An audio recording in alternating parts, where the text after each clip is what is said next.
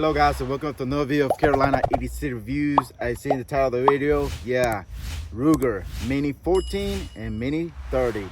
Awesome rifles. Been waiting to get my hands on one of these, especially the 7.62 by 39. I have experience with these years ago, Mini 14s. Now this one's going to be the tactical models. They both are going to be tactical models with the threaded muzzle brakes in front, which is very nice. Very smooth shooters, but I wanted a tactical model. Now again, the 30 is going to be the 7.62 by 39 caliber, and the Mini 14 is going to be the 5.56 NATO. Let's put one of these down and kind of go basically all these specs. They're going to be pretty much similar as far as differently. It could be the caliber, but pretty much they're all going to be kind of exactly the same. Now starting with the price, everybody know the price, so let's get the price out of the way first. The MSRP is $1299.99. You can been seeing them around line somewhere around the close to $1,000 or just a little over. That's what they're running for right now. Hopefully prices come down. They'll be a little bit less than $1,000. But anyways, they do make in different models. Check the Ruger website. Ruger did send me both of these for the channel to review, and I appreciate those guys for sending these two right here. Very nice. I have been taking it out to the other range and shooting at 100 yards, and it's been very accurate, at least, especially the 7.62 by 39, which has got more power to it. But anyways, let's go through the specs right quick, kind of get it out the way. Anything else, I'll link anything below if you need to know. And again, you can go to the Ruger website and find out more about them and the other models. Now typically this comes in the wooden stock type models, which is the ranch models. Again, this is a tactical model, you know, depending on your preference and everything, which one you like. They also come in stainless for the barrel and the receiver, which they're real nice, especially with the wooden stock and everything. But just a little bit of specs here I got to write down because, you know, can't remember all this stuff. Anyways, this is the 5.56 NATO. The stock is going to be black synthetics type stock, and it looks real nice and everything's very lightweight at that. The front side is going to be a blade type sight in the front right there, which is non-adjustable, but the rear is going to be adjustable, and it's got more of a ghost ring type peep sight, which is very nice. I like it, and you can see through it very nicely. All right, so let's see what else we got. The material is going to be alloy steel for the receiver. I'll get close-ups here, you'll be seeing it. Very nice receivers and everything. You know, alloy steel, that's what keeps this very, very sturdy, durable. Now, as like I was saying, the front muzzle is going to be threaded pattern, which is half by 28, so you can switch it out whatever you like. Capacity 20 rounds magazine. It does come with 20 round magazines. This is going to be steel magazines from Ruger. I don't know who makes them, maybe Ruger makes them in-house, but they are 20 round magazines. And as far as prices of the magazine, I'm not really sure. You can check the website. But all right, so as far as the weight, I was saying it's very light. Typically kind of close to the AR platform, but 6.7 pounds, very light. It does have some swivels here to put a sling on it if you like to put one on it. What else? The barrel is going to be just a little over 16.12 inches long. For this model, of course, maybe similar to the other one, but it's pretty much close. The overall length 36.75, and the barrel length again 16.12. The barrel is it's got 6 grooves, so it's 6 groove on it, and it's blue steel. So this is going to be blue steel. Again, you can get this and the stainless as well, and this is going to be again the tactical model. Again, very light, very nice, and again this synthetic stock feels real good with some little bit of knurring right here. Again, you can put a sling of this. As far as scope goes, in the box it does come with some rings you can mount it, and again is the top is tapped already into the receiver, so I had to do a screw it in. And again, it comes with 2 magazines You can get sound mount and mount it right here if you want to put scope or red dot, whatever. There are many variation out there of Picatinny rails that you can put also here and clamp, and you can put you a red dot. I don't know about co-witnessing, that'd be kind of very impossible, but if you have something that's had a you can see through, you can still use your sights as well. But yeah, this is the Mini 14, and like I said, the Mini 30 is pretty much the same thing. Very nice. Again, so read more specs about these. The good thing about these are they are kind of like a Garand-style action on it. Pretty much this is going to be the Portsman Garand, but they've been around for a while. So it's got a Garand-style action. It's got a breech bolt action as locking system, fixed-piston gas system as well, coal hammers for barrel, which is going to be very nice and durable, and it's got a integrated scope mounts that you can again put on these right here on it. This machine directly into the receiver, like I was saying, and a solid steel receiver at that. Like I was saying, it's got the ghost ring apparatus on the back side right here. It's adjustable through it, which is very nice, and the front's going to be your blade type side. As far as picking them up, if you have a background that's going to be light color and everything, you can't pick it up real well. I suggest maybe painting a little bit of white here. It's got like a knurling right here, anti-glare or something, whatever. Same for right here. So if the sun hits it, it's not going to glare, but I never had any issues with anything like that as far as glare on any weapon. But anyways, yeah, that's pretty much it. The Mini 30 right here and the Mini 14. Again, I have shot those a few rounds through it, typically around, I'll say 100 rounds each so far. And one thing I have to say, I have been shooting steel case ammunition through the Mini 30, and then I did try some also steel case in the 223, but it did not like it very much on the 5.56, I would say. So we're gonna shoot some main ammunition 223 55 grain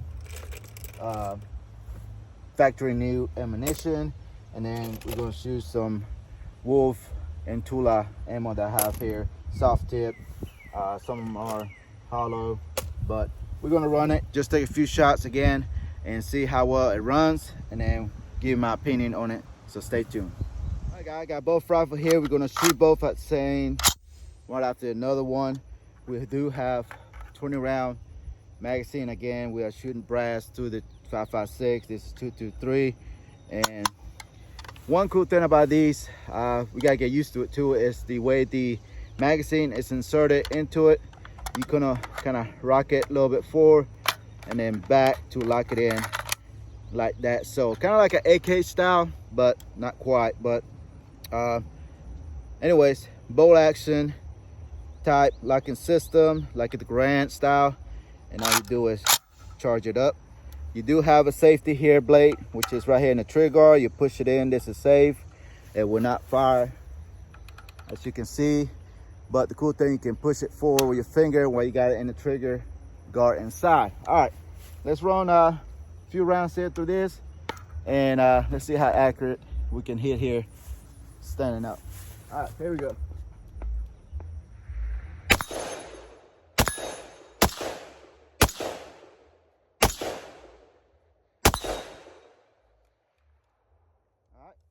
So we only loaded like 6 rounds here. I'm sorry, I thought I put 20 rounds, but again, the bolt will lock to the rear like so.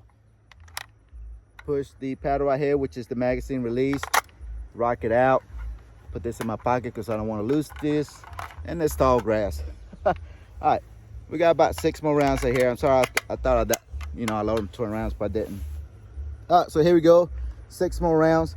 Just no bolt releaser type things. You have to charge it back to make it hot again. So here we go.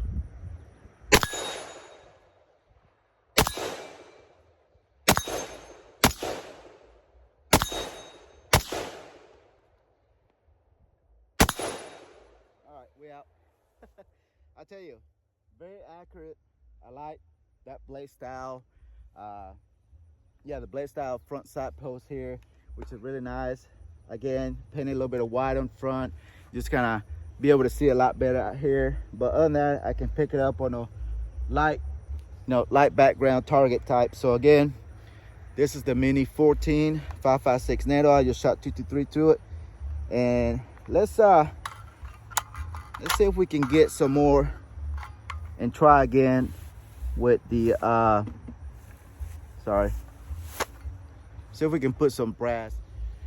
All right, guys, I don't know why I said brass, but steel casing, like I was saying, 223 Tula, Wolf, whatever, steel case ammunition. Like I said, when I first got it, it did not want to cycle correctly, so we're gonna try again just to see maybe if after breaking it in it will go through. So here we go, 223 steel case Wolf ammo.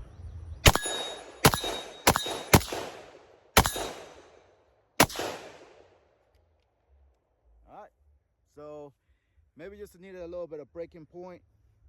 Again, that's good, especially with ammunition costs and everything. Definitely be awesome. I really like the gas system, piston system, very soft shooting so far. 223, very mild recoil. Again, very nice for if you want to put something, or not put something, but have something different than a style AR type platform, especially if you like to hunt a lot. Great caliber to hunt with. You can hunt with it very easily, put a scope on it, and I think it'll be nice. So let's try the Mini 30, which is the bigger brother, and it's gonna be the 7.62 by 39. So I always keep my magazines right here so I don't confuse them, which should be not compatible. All right, same thing, rock them in there, start, and find a sweet spot. So here we go, steel case ammunition. See how well.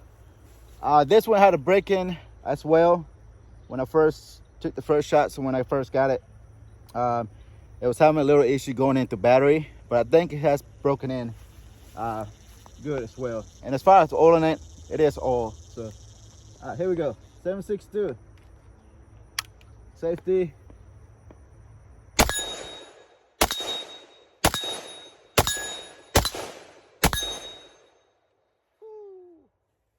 Now, 7.62 got a little more hump to it, so that's going to be a little bit different than the 5.56. And I tell you, it does hit that steel with authority. But anyways, same typical thing, not that much different, just the caliber, a little bit heavier barrel, of course, same front post and everything. Nice rubber pad in the back side, synthetic side, a little bit heavier than the 5.56 because of the barrel caliber. And again, you can mount a scope, mount it this way or on top. So let's try again. All right.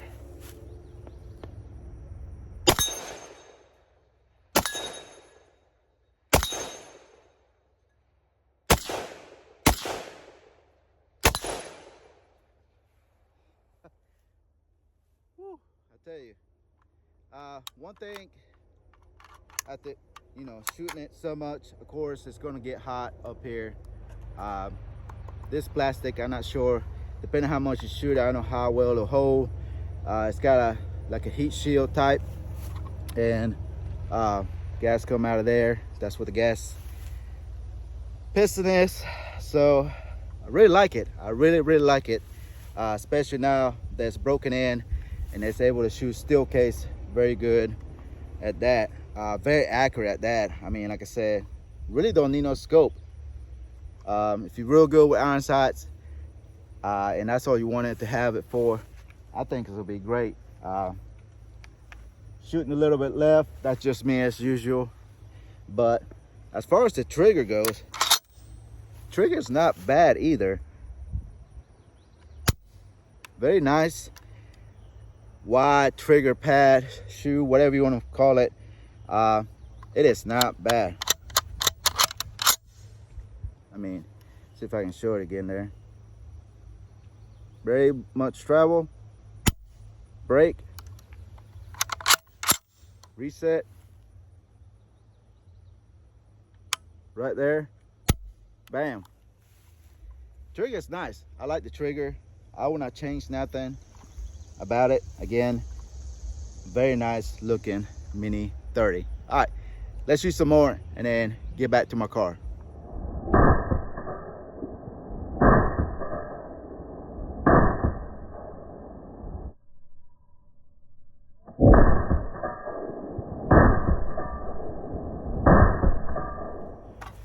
All right, guys, you see the Mini 14 and the Mini 30 are awesome tactical rifle style, just rifles.